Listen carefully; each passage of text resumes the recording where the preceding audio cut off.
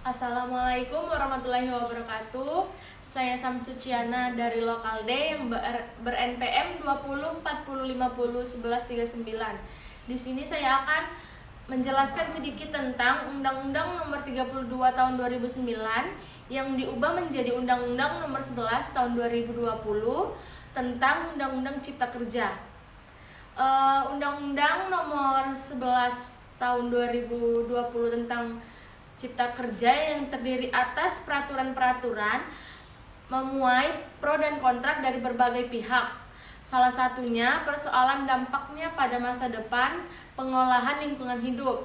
Salah satu pasal yang mengalami penyesuaian adalah pasal yang mengatur soal lingkungan hidup dalam Undang-Undang Nomor 32 Tahun 2009 tentang perlindungan dan pengelolaan lingkungan hidup, kemudian diubah oleh Undang-Undang Cipta Kerja dan melahirkan turunan peraturan pemerintah nomor 22 tahun 2021 tentang penyelenggaraan perlindungan dan pengelolaan lingkungan hidup. Adapun beberapa poin dalam Undang-Undang Nomor 32 Tahun 2009 tentang Undang-Undang Perlindungan dan Pengelolaan Lingkungan Hidup yang diubah, dihapus dan ditetapkan peraturan baru terkait perizinan usaha. Perizinan usaha ini dilakukan dalam rangka memberikan kemudahan bagi setiap orang untuk memperoleh persetujuan lingkungan. Beberapa poin yang diubah antara lain mengenai yang pertama izin lingkungan, yaitu pada pasal 40 Undang-Undang PPLH yang berisi izin lingkungan merupakan persyaratan untuk memperoleh izin usaha atau kegiatan. Yang kedua, dalam hal izin lingkungan dicabut, izin usaha dan kegiatan dibatalkan. Yang ketiga, dalam hal usaha atau kegiatan mengalami perubahan, penanggung jawab suatu wajib memperbaharui izin lingkungan dihapus dalam Undang-Undang Cipta Kerja. Yang kedua, pelibatan penyusunan AMDAL pada Undang-Undang Cipta Kerja. Menyusun dokumen AMDAL hanya melibatkan masyarakat yang berdampak sementara pada Undang-Undang PPLH sebelumnya dibatalkan, juga memperhatikan lingkungan. Pada pasal 26 Undang-Undang PPLH nomor 1 dokumen AMDAL sebagaimana dimaksud dalam pasal 22 disusun oleh praksara dengan melibatkan masyarakat. Yang kedua, melibatkan masyarakat harus dilakukan berdasarkan prinsip pemberian informasi yang transparan dan lengkap serta diberitahukan sebelum kegiatan dilaksanakan. Yang ketiga, masyarakat sebagaimana dimaksud pada pasal 1, yaitu meliputi yang terkena dampak, memperhatikan lingkungan hidup. Yang ketiga, dan mempengaruhi atas segala bentuk keputusan dalam proses AMDAL. Yang keempat, masyarakat sebagaimana dimaksud pada ayat 1 dapat mengajukan keberatan terhadap dokumen AMDAL diubah menjadi Undang-Undang Cipta Kerja.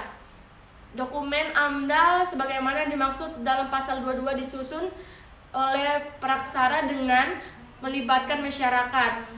Yang kedua, menyusun dokumen AMDAL dilakukan dengan melibatkan masyarakat yang terkena dampak langsung terhadap rencana usaha atau kegiatan. Yang ketiga, mengenai proses perlibatan masyarakat sebagaimana dimaksud pada ayat 2 diatur dalam peraturan pemerintah. Adapun poin ketiga, tanggung jawab limbah B3. Pada pasal 88 Undang-Undang Cipta Kerja dihapus bagian bertanggung jawab untuk mutlak atas kerugian terjadi tanpa pembuktian unsur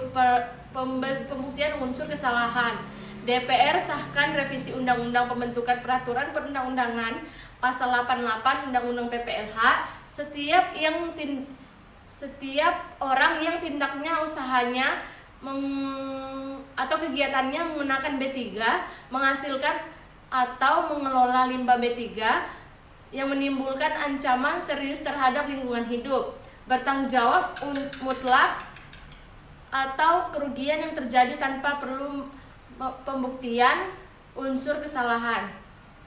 Undang-Undang Cipta Kerja pada pasal 88, setiap orang tindak usahanya dan atau kegiatannya menggunakan B3, menghasilkan atau mengelola limbah B3 atau menimbulkan ancaman serius terhadap lingkungan hidup, bertanggung jawab untuk dan mutlak atas kerugian yang terjadi dari usaha atau kegiatannya.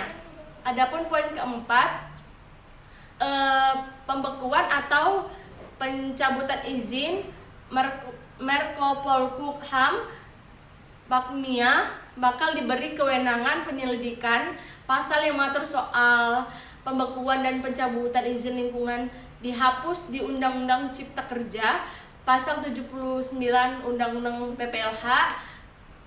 Penanganan sanksi administratif berupa pembekuan atau pencabutan izin lingkungan sebagaimana yang dimaksud dalam pasal 76 ayat 2 huruf C dan huruf D dilakukan apabila penanggung jawab usaha atau kegiatan tidak melaksanakan pelaksanaan pemerintah, dan diubah ke Undang-Undang Cipta Kerja pada pasal 79 dan dihapus.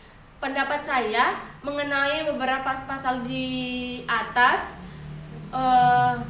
dalam Undang-Undang 32 tahun 2009 menjadi Undang-Undang nomor 11 tahun 2020 untuk Undang-Undang Cipta Kerja ada 4 pasal di dalamnya, dan menurut saya pasal tersebut akan lebih mempermudah masyarakat dan aturan-aturan yang tidak mempersulit berkaitan